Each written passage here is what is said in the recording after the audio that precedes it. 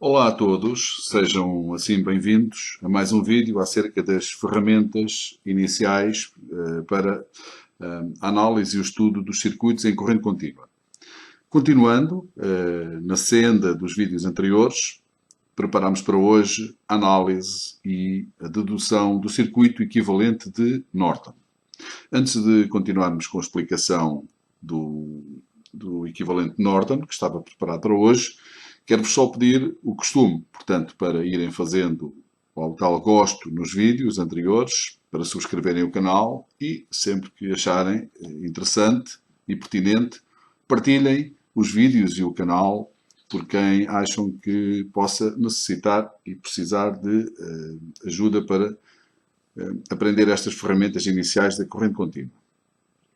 Portanto, o circuito equivalente Norton é, à semelhança do circuito equivalente de Thevenin, um circuito equivalente de qualquer rede elétrica que possa aparecer. Portanto, para explicar o circuito equivalente Norton, eu vou utilizar o circuito mais básico que eu considero que existe, portanto, um circuito composto por uma fonte de alimentação ideal, uma tensão, alimentar um circuito com duas resistências em série. E foi também o circuito que nós utilizamos para explicar o equivalente de Thevenin no vídeo anterior.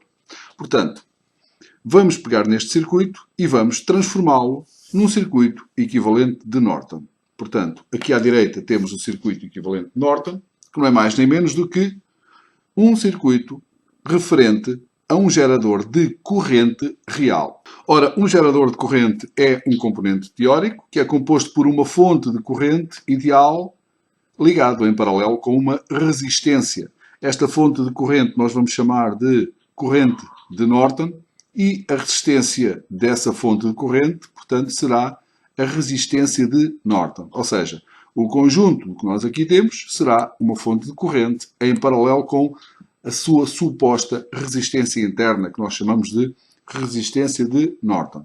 E depois, claro, cá continuamos com os pontos A e B, que são os tais pontos A e B que nós queremos, ou melhor, aos terminais dos quais nós queremos deduzir este circuito equivalente de Norton.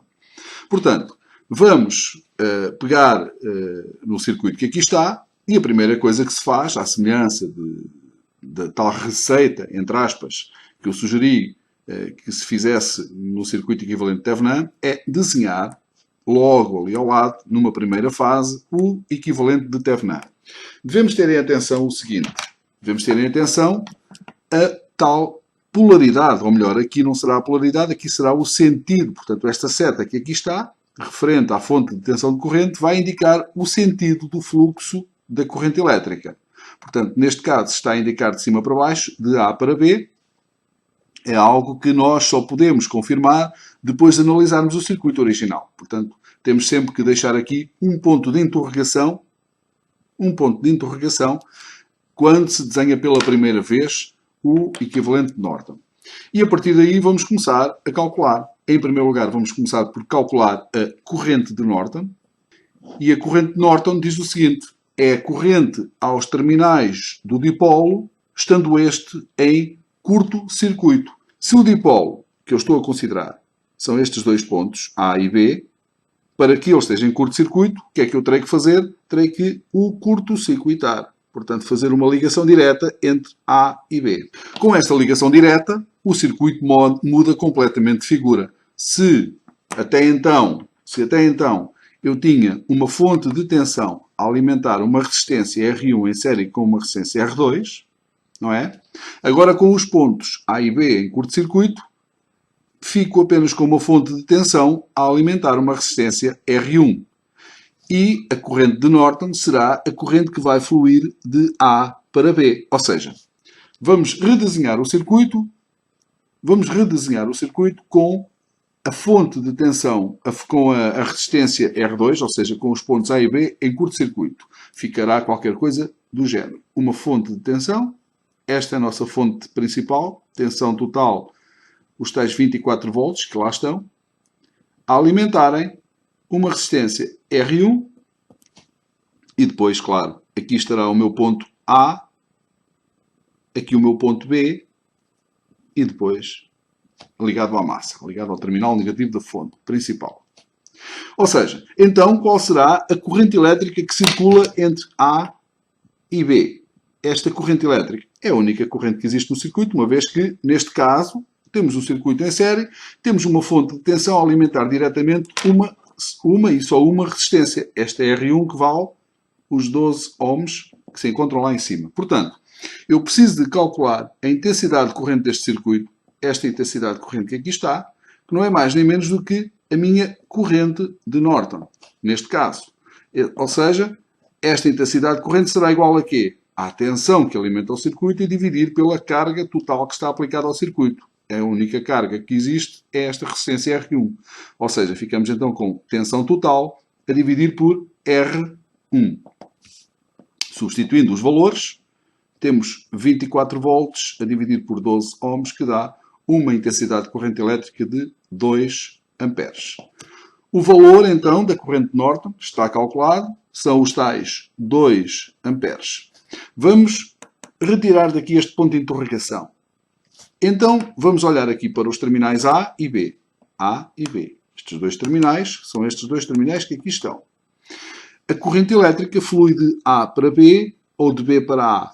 Se analisarmos, a intensidade da corrente elétrica que flui da fonte de alimentação principal vai, sem dúvida alguma, circular de A para B. Então, cá está ela, a circular de A para B. Portanto, podemos afirmar com toda a certeza que o sentido desta intensidade de corrente elétrica é o correto. Só isto.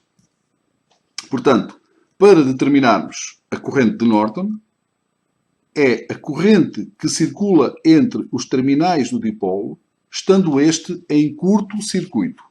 Temos que curto-circuitar o dipolo e depois analisar e perceber de que forma é que o circuito se transforma com o dipolo em curto-circuito. Passamos à próxima fase, que é a determinação da resistência de Norton. Ora, para a resistência de Norton, a definição da resistência de Norton é a mesma definição que a resistência de Thevenin. Definimos a resistência de Norton como sendo a resistência vista dos terminais do dipolo com todas as fontes de tensão independentes substituídas pelas suas resistências internas. Ou seja, as únicas fontes de tensão que nós conhecemos para já são todas independentes. No caso concreto, neste circuito, é apenas uma fonte ideal, não tem resistência interna, portanto, se não tem resistência interna, vamos apenas curto-circuitá-la. Podemos então dizer que a resistência de Norton será igual ao paralelo de R1 com R2. Então, R1 vezes R2, o seu produto, a dividir pela sua soma, R1 mais R2. Isto fica com 12 vezes 6, dividido por 12 mais 6, dá os 4 ohms. A resistência de Norton será então os 4 ohms. Concluindo então, a corrente de Norton é a corrente que flui dos terminais do dipolo com este em curto-circuito. Portanto, temos sempre que curto-circuitar os terminais do dipolo que estamos a considerar e depois perceber de que forma é que o circuito se transforma e assim então determinar a intensidade da corrente. Termos sempre em atenção o sentido dessa mesma corrente para representarmos de forma correta no circuito equivalente de Norton.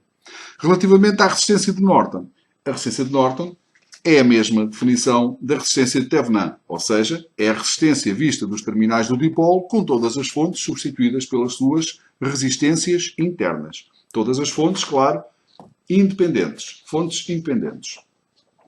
Muito bem. Então, vamos agora ver aqui um outro facto curioso. Eu vou pegar aqui numa folha limpa e vou desenhar aqui o circuito equivalente de Thevenin que acabámos de determinar. Portanto, vou passar para aqui, para a folha limpa, este circuito equivalente de Thevenin. Temos uma fonte de corrente. Se bem se lembram, este I de N valia, ou melhor, determinámos que valia 2 amperes, ligado em paralelo com uma resistência de Norton igual a 4 ohms. Uma resistência de Norton igual a 4 ohms. Este circuito é então o nosso circuito equivalente de Norton. O sentido da fonte de corrente, cá está ela, corrente de Norton igual aos 2 amperes. Bem, uma coisa que dá imenso jeito, por vezes, que os faltam os terminais A e os terminais B. Os terminais A e B. Algo que dá imenso jeito, que é a passagem e a conversão do circuito equivalente de Norton para Thevenin e vice-versa. Vamos então ver o que é necessário para convertermos o circuito de Norton para o equivalente de Thevenin. E cá continuamos. Para nós determinarmos o circuito equivalente de Thevenin, começamos sempre por redesenhar, ou por desenhar aqui a nossa fonte de tensão real, ou seja, o nosso circuito equivalente de Thevenin real. O ponto A e o ponto B. Resistência de Thevenin e aqui o V de Thevenin. Vamos começar então por determinar a tensão de Thevenin a partir do equivalente de Norton. Relembre que estamos aqui a fazer neste momento é a conversão do circuito equivalente de Norton para o equivalente de Thevenin e, seguidamente, vamos fazer o inverso, ou seja, o equivalente de Thevenin para Norton. Vamos pôr aqui equivalente de Norton e aqui o equivalente de Thevenin. Equivalente de Norton, equivalente de Thevenin. Portanto, para nós determinarmos a nossa tensão de Thevenin, vamos olhar para este circuito e nós sabemos perfeitamente que, segundo a lei de Ohm, uma tensão é igual a quê? É igual à resistência vezes a intensidade da corrente elétrica. Não é? V é igual a R vezes I. Portanto, é precisamente isto que nós vamos fazer. Vamos determinar a tensão que existe entre os pontos A e B, analisando este circuito, e temos apenas uma intensidade de corrente a circular aos terminais desta resistência. Ou seja, então a tensão de Thevenin será igual ao R de Norton vezes o I de Norton. Ou seja, 4 vezes 2 amperes, que dá os meus 8 volts. Muito bem. E para que a intensidade de corrente circule de A para B, não é? Se eu tivesse que curto-circuitar aqui os pontos A e B, a fonte de tensão teria esta polaridade, não é? Portanto, se os pontos A e B estivessem em curto-circuito, a fonte de tensão teria que ter, sem dúvida, teria que ter esta polaridade para que a intensidade de corrente elétrica circulasse neste sentido, caso o circuito estivesse em curto-circuito, com certeza. Portanto, resumindo, para converter um equivalente de Norton para um equivalente de Thevenin e para determinarmos a tensão de Thevenin, multiplicamos a resistência de Norton vezes a intensidade da corrente de Norton. Relativamente à resistência, a resistência de Thevenin é igual à resistência de Norton, como vimos no exemplo anterior. Ou seja, será igual aos 4 ohms. Igual aos 4 ohms. A partir do circuito equivalente de Norton, convertemos para o circuito equivalente de Thevenin. Vamos agora fazer o inverso. Vamos pegar neste exemplo, temos o circuito equivalente de Thevenin, com a nossa tensão de Thevenin, que vale os tais 8 volts. Vamos agora fazer o inverso. Vamos pegar no nosso circuito equivalente de Thevenin e vamos convertê-lo para o equivalente de Norton. Temos então aqui a fonte de Thevenin ligada em série à sua resistência de Thevenin, R Thevenin, que vale os 4 ohms e aqui os 8 volts, o ponto A e B, e nós queremos fazer a conversão para o circuito equivalente de